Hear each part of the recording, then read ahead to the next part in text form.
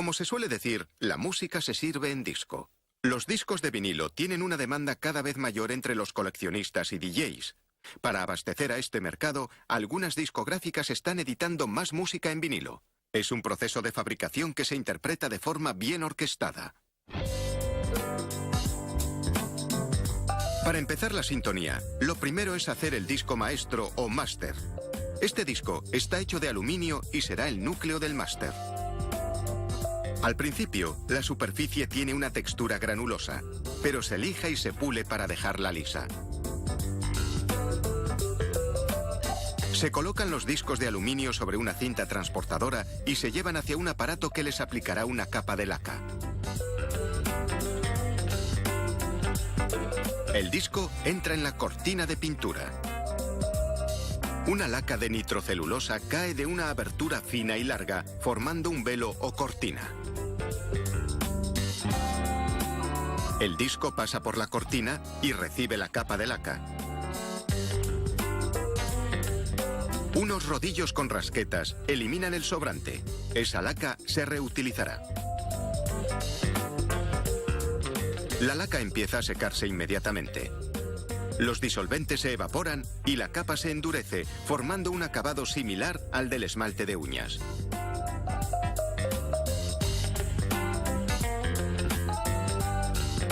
En esta zona de inspección, los operarios examinan todos los discos lacados en busca de golpes, polvo o agujeros. No se toleran ni la más mínima imperfección.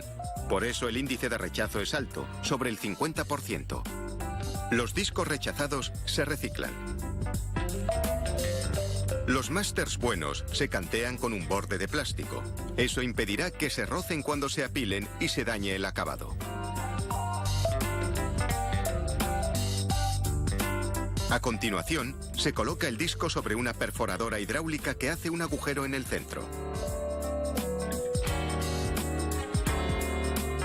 Después se coloca sobre un mandril. Un brazo robótico desliza un anillo de plástico por el mandril, depositándolo alrededor del agujero central del disco. Al igual que el borde de plástico, el anillo también sirve para separar los discos. Los másters ya están preparados para viajar al estudio.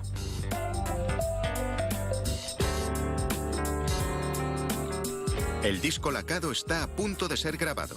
El ingeniero lo coloca en la máquina de grabación llamada torno.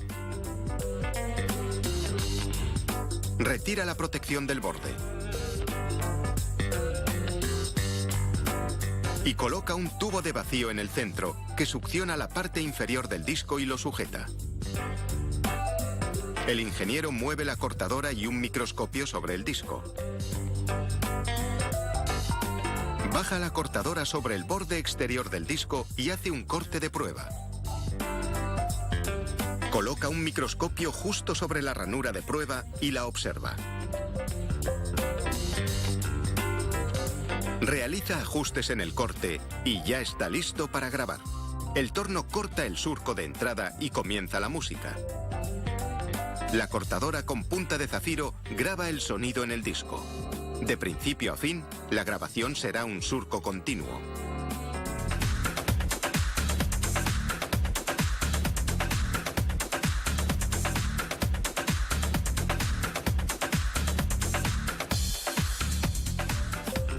Un ordenador controla el corte y ajusta el espacio entre los surcos si es necesario.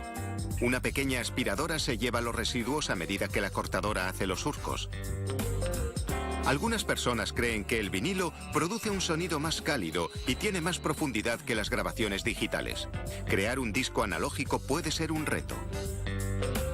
Para producir los bajos, la cortadora tiene que hacer surcos grandes y amplios que ocupan mucho espacio. Y aunque los surcos pueden tocarse, no pueden cruzarse.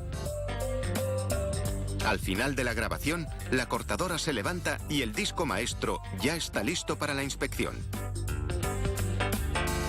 Si es aceptable, el ingeniero coloca una plataforma estabilizadora sobre él y graba un número de serie único sobre el lacado.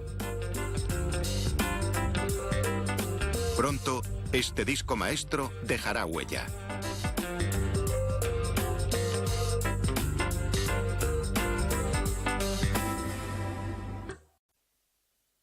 El disco maestro ya está grabado, pero la superficie lacada es demasiado delicada para usarlo.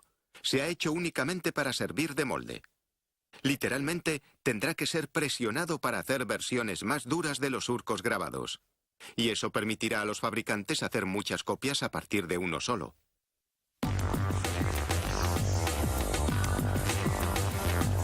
En el siguiente paso, se lava el disco lacado con agua y jabón. Se rocía con cloruro de estaño y plata líquida. El cloruro es un sensibilizador que ayuda a que la plata se adhiera a la laca. Se eliminan con agua los pequeños trozos de plata que no se pegan. En segundos, un lado de la laca se ha convertido en un imponente disco de plata con los surcos intactos. Se añade un metal más apagado al lado plateado para endurecer el disco. Se sujeta a un mandril en la cara inferior de la tapa de un tanque. El disco gira. Se enjuaga una vez más. El agua que está en el tanque es verde porque estas pepitas de níquel se disuelven en ella.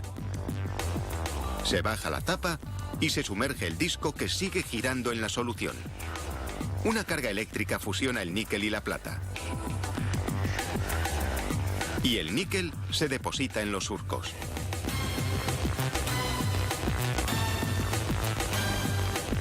Ahora se retira del tanque y se separa la capa de metal del disco lacado original. Este disco de metal es un estampador que se usará para hacer discos de vinilo. Y el disco lacado se desecha. Se localiza el centro exacto del estampador. Un operario lo coloca bajo el microscopio, que es parte de un punzón de centrado óptico. Mientras el disco estampador gira, se alinean los surcos con una guía en el visor. Cuando encuentra el centro, hace un orificio.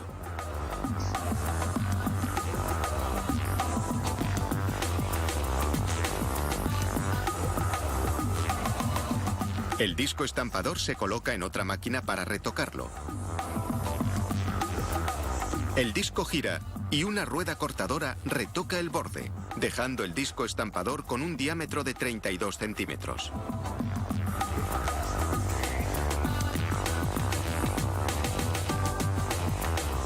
Después se preparan las etiquetas. Un punzón perfora el centro del taco y hace los orificios.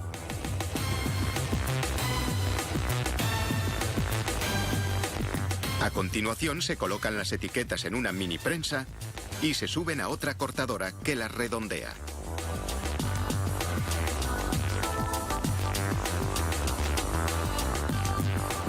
Se vierten unas bolitas de cloruro de polivinilo negro en una tolva. Las bolitas caen en una extrusora que las convierte en unas almohadillas de goma caliente llamadas galletas. Unos elevadores encima y debajo empujan las etiquetas hacia cada cara de la galleta. Unos dispositivos de succión las sujetan mientras un carril mueve la galleta hacia adelante. Después deja caer la galleta y las etiquetas en la prensa. Dos estampadores montados en la prensa aplican 100 toneladas de presión. Funden la galleta y la convierten en un disco. Un ciclo rápido de enfriamiento lo endurece y une las etiquetas al vinilo. Un carril los lleva hasta la mesa de retoque. La mesa gira el disco contra una cuchilla que elimina los bordes desiguales. Después, la mesa lleva el disco retocado a la pila de los terminados. Y el proceso comienza de nuevo.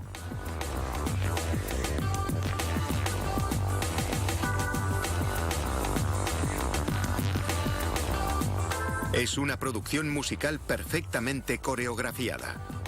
Cuando un disco sale de la prensa, otro ocupa su lugar.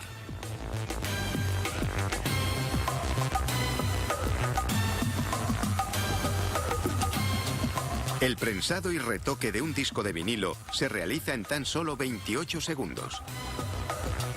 Pero proporcionará horas de música a los entusiastas que se niegan a rendirse a la revolución digital y que siguen creyendo que el vinilo es lo mejor.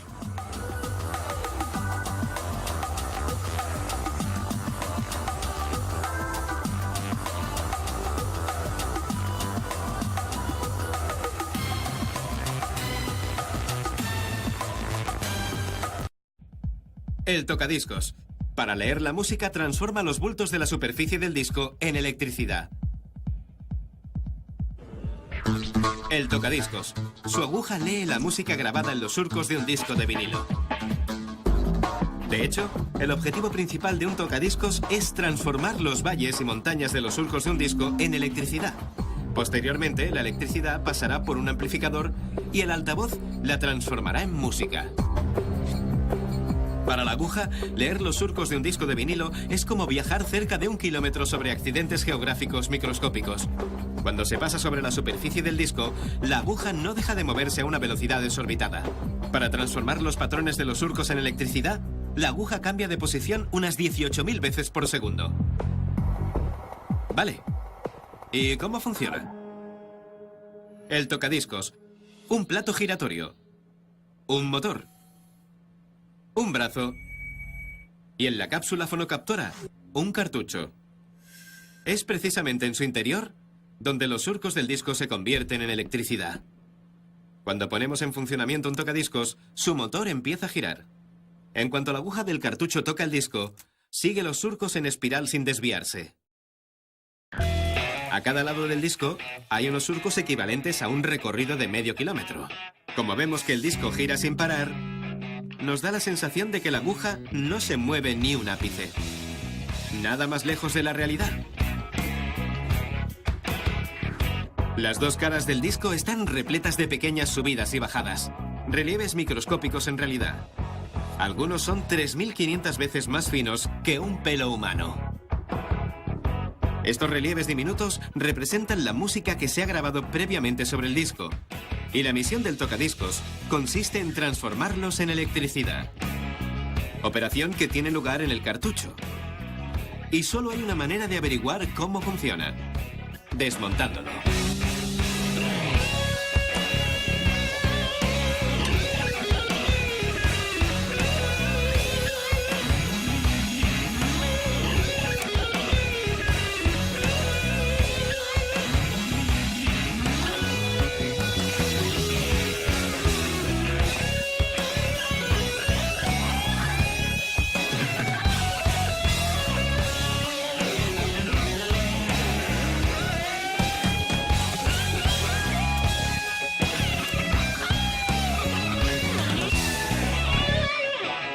La aguja consta de dos partes: una especie de voladizo y la aguja propiamente dicha.